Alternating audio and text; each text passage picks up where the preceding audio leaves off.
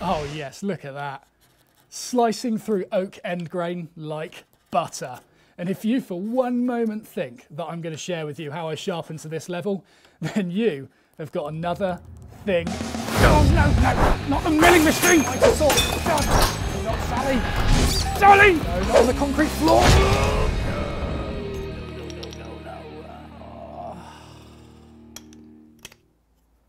Fine, I'll show you how to sharpen it. Hello and thank you for joining me. It's been a while. In this video, you're going to learn the 3 stages of sharpening, be it grinding, honing, and polishing, because this chisel is going to be needing all 3 of those, because you can be damn sure that I did literally just throw this thing around the workshop for the past half hour. Damn, I need to remember to breathe in between sentences. I am so out of practice. Anyway, despite the video length, do not be put off by this. This process will take you about 45 seconds from start to finish, once you learn everything in this video. We're going to cover absolutely everything from the ground up, so that not only do you end up with a sharp edge, but you can also do it quickly, easily, and without the fuss. So let's get started. Now, at a bare minimum, this is what you need to sharpen something. You need a thing to sharpen, and you need a thing to sharpen it on. That is it. However, throughout this video, I'm going to be using various jigs, accessories and other things to help me with this process, which is what I do in the workshop anyway. But keep in mind that this process does not have to be complicated, it does not have to be expensive. The core principle behind this is to polish an intersection between 2 faces. That's all sharpening is. Now, before we get stuck into making sharp, pointy things, we need to talk a little bit about the geometry going on at the end of this chisel. So what we have here is a side view of a chisel. You can see we got the bevel, we got the base of the chisel, and this angle here is 25 degrees. When you buy a chisel from a shop, whether it's a cheap site chisel like this, a premium cabinet making chisel like this, or even a honking great vampire slayer like this is a mortise chisel, they will pretty much always be sold with a 25-degree bevel as standard. Now, 25 degrees is fine and all that. However, what most people will find is that this edge is slightly too acute to hold its edge. If you're working on harder materials or you're absolutely battering the chisel, that's going to break down pretty quickly. So most people will increase that angle to 30 degrees, which is a good general purpose angle for all sorts of materials. Hardwoods, softwoods, paint cans, not paint cans. The trouble being, if you want to increase this to a 30-degree angle, that's a lot of material to remove to get down to the cutting edge. So the way around this is to create something called a secondary bevel, which is where you only grind a 30-degree angle on the very tip. Something like this. There we go. So we have got a 25-degree primary bevel now, and then a 30-degree secondary bevel. But before you go off and start trying to measure the angles and stuff on your chisel, let me just quickly say this. These angles do not need to be spot on. It doesn't matter if that primary bevel ends up being 24 degrees or 26 degrees, and likewise it doesn't matter if the secondary bevel ends up being 31 or 29. What matters is consistency. Every time you set this up for sharpening, you want to make sure it's bang on what it was last time. If one time you sharpen it and it's 31 degrees, and then next time you sharpen it it's 29, and then next time you sharpen it it's 27.275, then you're going to have a bit of a nightmare, and you're going to run into all sorts of problems. Consistency is key here. That's how we make this quick, that's how we make this accurate, that's how we get back to the fun part of making chisels blunt rather than going through the fuss of sharpening them again. So 25 degrees and 30 degrees. We can actually see this on my chisel here. 25-degree primary bevel, that shiny silver one there, and then the secondary bevel at 30 degrees, which is that kind of darker shiny bit on the end. The problem with this chisel, however, is that I've just been lobbing it around my workshop, and so that edge is well and truly knackered. What does that look like on here? Let's just hit it with a metal thing and dull it up a bit. There we go, we can see that edge is all rounded. To sharpen this edge now, all we've got to do is produce another secondary bevel, like that. You can see it's slightly bigger than the first one we had, but it's still a secondary bevel at 30 degrees nonetheless. We don't need to go through the whole process of regrinding 25 and then putting another 30 on the end. You just increase that 30. What happens if that gets blunt? Well, of course, it rounds over, and then you come back and you grind another 30 degree on it. And then it gets blunt, so then you sharpen, and then it gets blunt, and then you sharpen, and then it gets blunt, and then you sharpen. And before you know it, your secondary bevel is as big as your primary bevel. It's at this point, or maybe even slightly earlier, that it's no longer efficient to sharpen that secondary bevel as it is, because you've got as much material to remove there as you do here. So what would you do in these situations? You need to regrind it back to 25 degrees.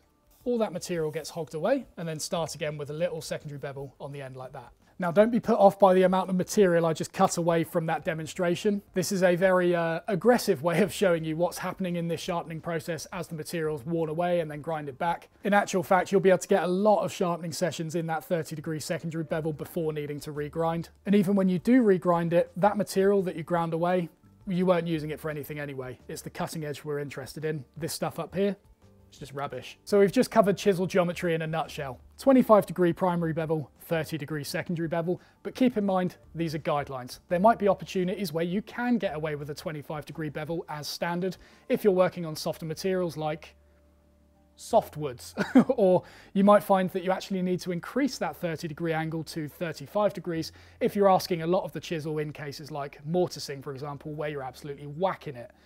25 degrees, 30 degrees, these are guidelines, they're standard. Try those to begin with and then see what else suits you in the long term. So next, let's assess this chisel. You can see that it is absolutely knackered. There's chips on the bottom, there's chips on the top. It's not looking good for this thing. Now there's two ways of dealing with this. We could either regrind that secondary bevel back, or we could regrind that primary bevel back. There is no right or wrong answer to this. It largely comes down to how damaged that edge is. For example, let's just give it a massive round over on the bottom like that. If I wanted to sort that out using a secondary bevel, I would sharpen it around about there. And while this isn't a problem, you can see that the secondary bevel is already as big as the primary bevel. So the next sharpen, I'll just end up having to regrind it anyway. A better solution may actually be one where instead of regrinding the secondary bevel, you end up just regrinding the primary like that, and then starting fresh again. Both of those methods would work, but for me, in the interest of showing you the process of grinding, honing, and then polishing in that order, I'm going to grind this back to a 25-degree primary bevel all the way across. And for that, we are going to be using this. Oh no, do not be put off by this. Yes, this is an expensive piece of machinery, but as I said at the start, you most certainly do not need it. Let me explain. This is a Tormek. It's fitted with a diamond wheel, and effectively all it does is allow you to grind away material without the effort. That's pretty much it, which means the alternative to this is grinding away material with the effort, which is doing it on the grinding stone. What you produce on here, where you just hold it in one spot and it does the grinding for you, is exactly the same as doing it on a stone, working back and forth for hours on end. Maybe not hours, maybe days. No, I'm joking. If, like me, you're in the workshop every day and you're sharpening almost every day, you might be able to justify something like this. There are, of course, other grinders available. For example, high-speed grinders are quite popular. However, you've got to be pretty careful with those because much like Linishers, these are what's called dry grinders, meaning they don't have any lubricant running around them while they're shaving away material. The problem with this is it's very easy to overheat the steel, which will damage it and it will prevent it from holding an edge properly. However, something like the Tormek, which is a water-cooled system, will keep the metal nice and cool as it's grinding away material. Likewise, if you're doing it by hand, not only will you struggle to build up enough friction to overheat the steel anyway, but you'll also have some sort of lubricant on here, be it water or oil. Anyway, let's get on to grinding this primary bevel. Now, I'm not going to make this a sales pitch for a Tormek or anything like that. However, that being said, if you want to know a little bit more about it or any of the other equipment I'm using in that case, I've got them all listed in the description below. But this is one of the main features of the Tormek, and it is repeatability. At the moment, I'm bringing this up using a micro adjust feature to get this bang on where it was ground before, which is 25 degrees. Because remember what I said before? The key to sharpening, consistency. Anyway, let's get this ground back.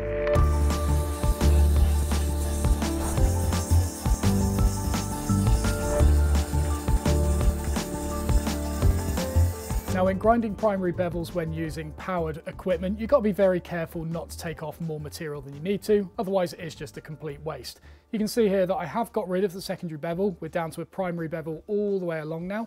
However, there is still a few chips on the end. And while I probably could get rid of those with the secondary bevel, I'm going to give it a little bit more on the primary bevel just to make sure.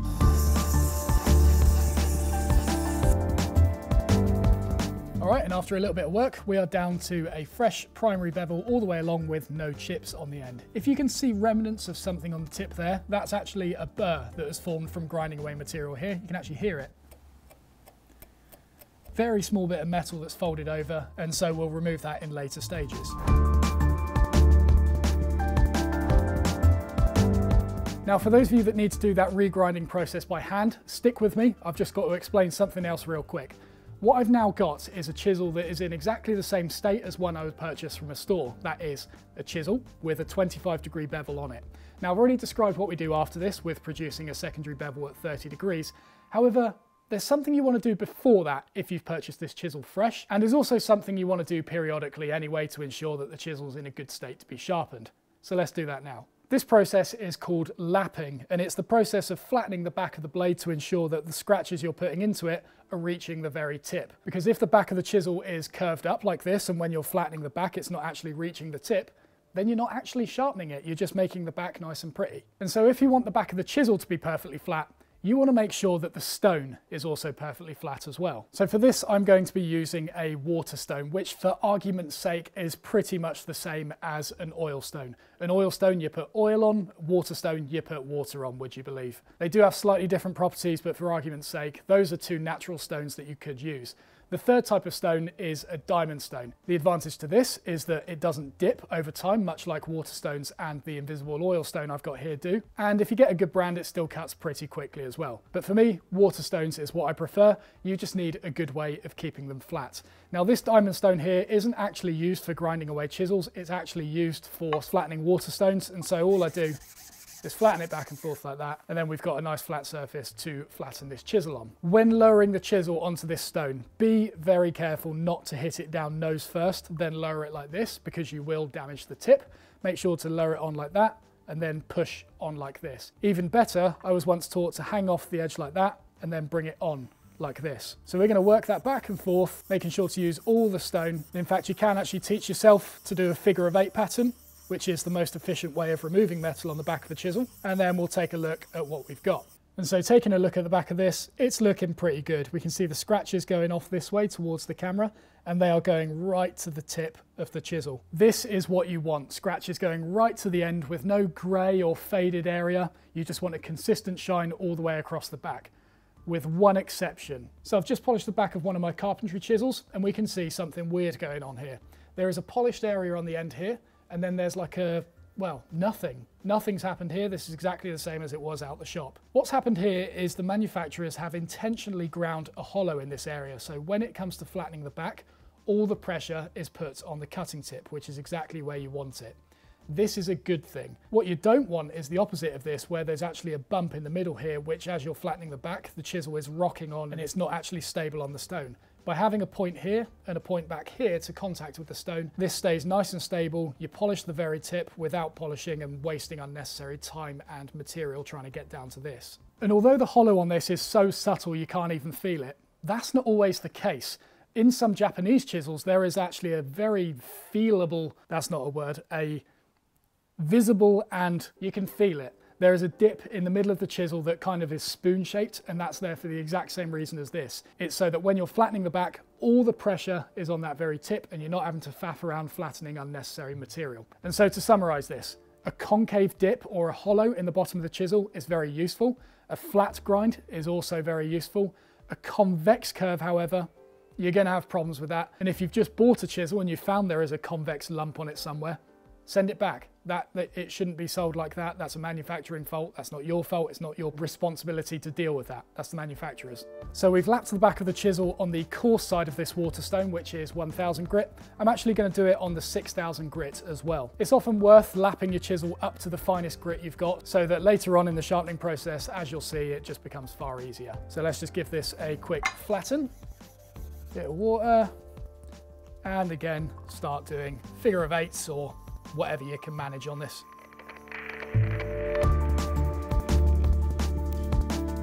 There's two things you want to be aware of when you're doing this. The first one, making sure you're not grabbing the handle, so when you're flattening it, you're elevating it and therefore rounding off the back.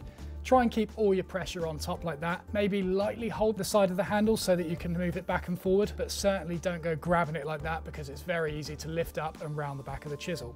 Secondly, make sure you're not doing that unintentionally by putting it on a surface that is elevating the chisel like this. Make sure that you've got plenty of clearance for that handle and that nothing is pushing it from underneath, therefore elevating it. And make sure every time you lay it onto it, you're doing it like this. You're not going boom and then in like that.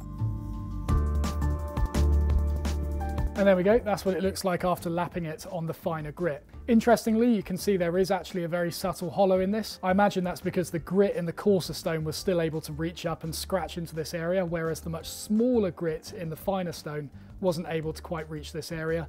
and so just hit the 2 low points, which is fine because this is effectively a hollow grind and is exactly what we want. And funnily enough, even though the primary bevel is only roughly ground at this point, it will still take hairs off your arm. It still works. We're not even done with the primary bevel yet. And so with that, that is the grinding stage, or should we say the preparation stage, complete. We've got a primary bevel established and we've got a perfectly flat and polished back. Having both of these faces in this condition is essential to moving on. So whether you've purchased a new chisel or if you're reconditioning an old one, make sure to get it to this point. 25-degree primary bevel, perfectly flat back. One more thing before we move on, however. The Tormek behind me produces what's called a hollow grind on the primary bevel. That is because it's a round wheel cutting that surface, and so there is a slight radius on it. Whereas something like the Linisher, or doing it by hand on a flat stone, will produce a flat primary bevel. Now, there are people out there who will try and tell you there is a difference between the two and will try and argue the benefits of one over the other. However, that's about as far as they get. They just say this is better than that, and you ask them why, and they're like, well, it just is. There's no difference between the two. I'm just going to interrupt myself real quick here. If you're enjoying what I'm talking about over there and you want to support more of this kind of free content in the future, please consider grabbing some merchandise, or at the very least, pressing the like button below. Really helps me out. Back to it. Next, we are going to move on to honing. And for this, I've got a new accessory to introduce to you. It's this. It's called a honing guide. It does what it says on the tin. It guides you while honing. This honing guide is made by Lie-Nielsen, and what a honing guide allows you to do is simply clamp a blade at a desired angle, so when you're working on it, you haven't got to worry about holding it at a consistent angle while working. There's a little roller on the bottom, and in the case of this one made by Lie-Nielsen, it comes with various jaws and stuff so you can fit angled things and mortise chisels and such in. Now, this honing guide is pretty expensive, well worth the money, but pretty expensive. So I'm going to put a link to this as well as some cheaper alternatives in the description below. But one thing's for certain, if you haven't used a honing guide and you're struggling to get decent results with a chisel, try it. I promise you it will make a difference. There are people out there who will tell you that using a honing guide is cheating or it's not the proper way of doing woodworking. All you've got to do with those people is ask them the last time they cut down a tree with an axe and then resawed that timber entirely by hand into boards and then flattened it by hand in order to make a piece of furniture. Chances are they relied on a guy with a chainsaw to do it. Are they doing proper woodworking? No. Tell them to stuff it. Now, the alternative to honing guides is doing it by hand like this, where you rest it on a primary bevel, lift it up slightly, and then work it in a figure-of-8 pattern or work it back and forth like that while being careful not to do sweeping motions like this. Now, while I can't argue the fact that freehand sharpening is inevitably quicker because, you know, at the end of the day, you don't have to go through the faff of setting up a honing guide and all that, you just go for it. What I can argue against is the learning curve required to achieve that. That's what is not often talked about with these people who promote freehand sharpening. Sure, it's quicker, but you're going to write off a lot of chisels and plane blades in the process. And in fact, I've actually seen this in person. When I used to work at Axminster Tools and Machinery, we offered a regrinding service for our customers' plane blades and chisels, and the amount of blades that would come in that people had attempted to freehand sharpen after watching a video or tutorial or saying some guy promote the fact that it is the only way to sharpen. Not worth it, in my opinion. Not worth it. These things cost £10. They take about 15 seconds to set up, as you'll see in a minute. Is it worth it? I'll leave that up to you. Anyway, I'll step down off my pedestal now. This is called a protrusion stop and is what you use in conjunction with a honing guide to get the angles accurate. You can see on here I've got 40 degrees, 25, 50 and 30. Now we're producing a secondary bevel at 30 degrees, and so all we need to do is put the chisel in the honing guide, lock it down to the point in which it holds it but is still able to slide, and then we put the honing guide against the edge of the protrusion stop like that and simply slide the chisel forward to hit the fence. You then lock that down, and when that is placed on the stone, that is now magically at 30 degrees. And for those of you who've been patiently waiting to find out how to regrind by hand, you now have your answer. You purchase a honing guide and you make it with a 25-degree stop. So the chisel goes out, hits the 25-degree stop, and then you grind away on your stone at 25 degrees. As you can see, this is going to take a lot of elbow grease, it's going to take a while, but providing you've got a coarse enough stone, it is something that's possible, but is also the reason why expensive alternatives like the Tormek or the Linisher here exist. So let's start creating this secondary bevel. We're going to lock the chisel at 30 degrees using a honing guide and protrusion stop. Give it a little tweak with this just to tighten it up. By the way, I get asked about this screwdriver all the time. Yes, it is awesome. Yes, I would recommend it. And yes, I have linked it below for you. Go grab it. Now remember, in this stone I've got a 1000 grit and I've got a 6000 grit, so this is the coarser side. We're going to begin by doing a couple of strokes on this just to get the secondary bevel started, and then we're obviously going to flip to this to get it all polished up to a finer grit. But before doing that, we're going to give it a quick flatten, so we're going to do the finer side to begin with, give it another rinse down, and then flatten off the coarser side. It's generally good practice to do it this way round so that you don't end up with coarse grit stuck in the finer side. I don't know if it's backed by any evidence, but it takes no extra effort to do it that way round, so who cares?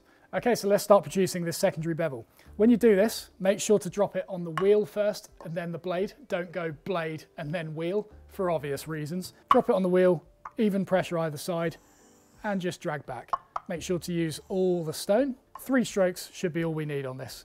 And so if we flip it over, you can see the secondary bevel has started to be created on the end. Very, very small, which is exactly what we need. And in fact, if you run your finger underneath, you might feel a little bump of metal there. Like before, that is another burr that's formed and will be removed later. For now, we're going to flip this over and get polishing. So much the same thing, wheel, then chisel, drag back a few times. And once you've dragged back a few times, you can start going back and forth. You just want to make sure a large enough secondary bevel has been established, because if it's just the primary bevel and you push forward, it just digs into Waterstones. Looking good.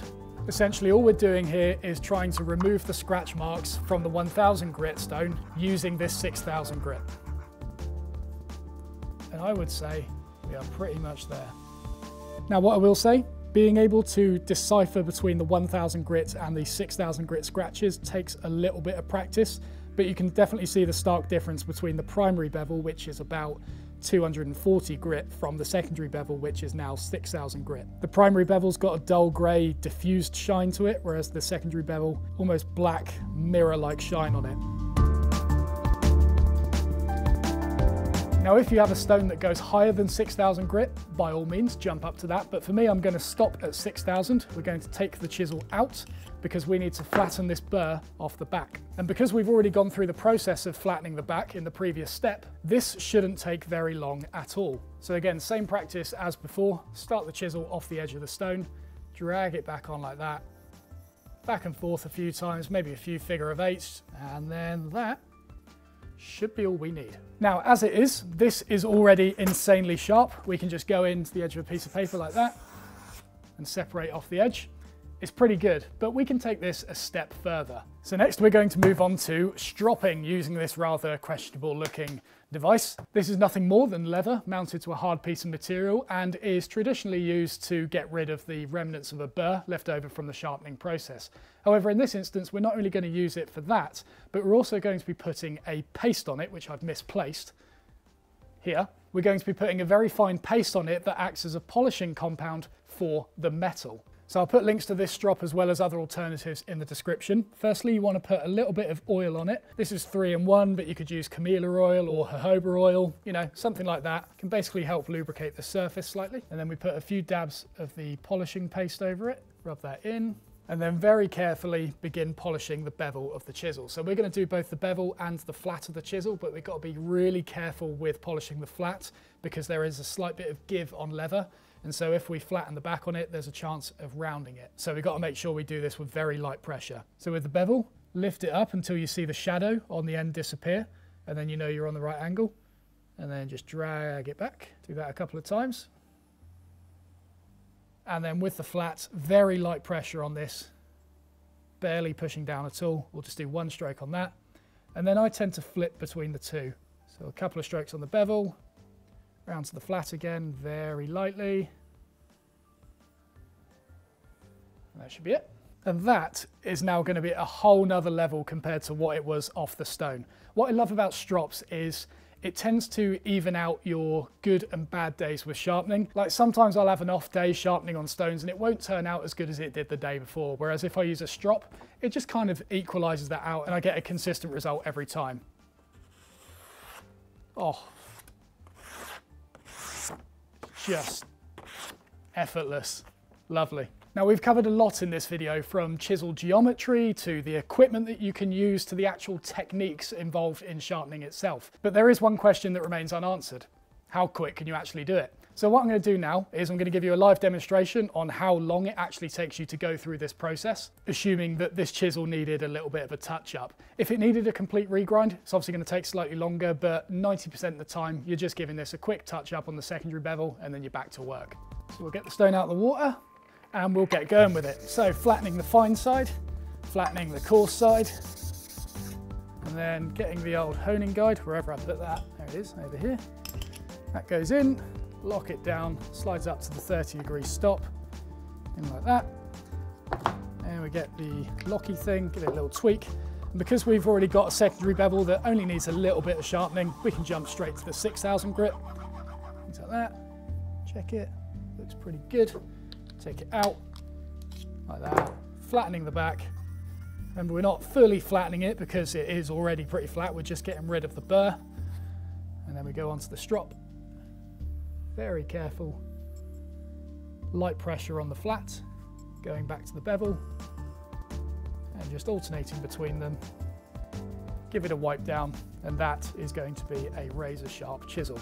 Should have had some paper ready, but here we go.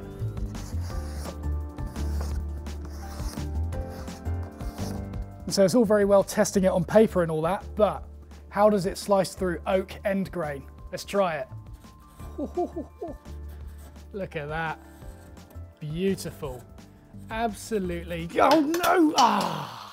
Follow me on YouTube by scrolling down a little bit and pressing that subscribe button. And while you're there, don't forget to press the like button as well. Really helps me out. Now, if you enjoyed watching this video and you found you learned a lot from it, be sure to take a look at my follow-up video, which is how to chisel correctly. That's linked just below me here. I'll see you there.